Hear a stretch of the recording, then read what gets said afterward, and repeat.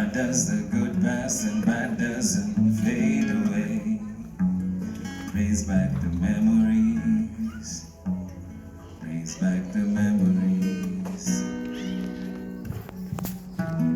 Where I come from, heroes don't wear capes.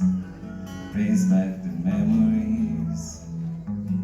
Brings back the memories.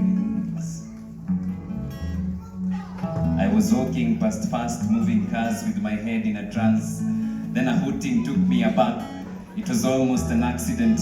And speaking of accidents, I remember watching Africa Rising on TV and having conflicting thoughts of how true that is. When in my country, Morgan is still being judged because of his second name, Dichu. Yet he was one of the soldiers up in arms keeping peace in Mogadishu.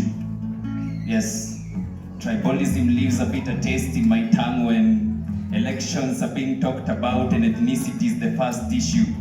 So much for issue-based politics. If only we could ban corruption bugs, I can only recall the one on polythene. I remember the stories of drugs taking away the luster of our youth. The ideologies reading gone too soon because they were not polished enough to shine on their way. So how can I sigh with relief when pain is what I read through that post on my Facebook page? Another rape case, a clear indication of how our systems have failed. But that teenage girl just passed a pregnancy test. I have a vivid picture in my mind of angry protesters turning to the fleeing stones, police officers fleeing stones, innocent peeps getting shot, making it ironic to say that our society rocks. I recall politicians' manifestos reading Mwananchi First, but their actions showing their interest on top. That's why we are still in the dark. The only light we see is in the sun with no ray of hope. When employees are being laid off, and that man with no job becomes a drunkard. Just the other day I saw him stagger, but the blue on his face moonwalked. Let's face it, I remember more than I can forget how we are all brothers and sisters, but our unity shoes are loosely laced.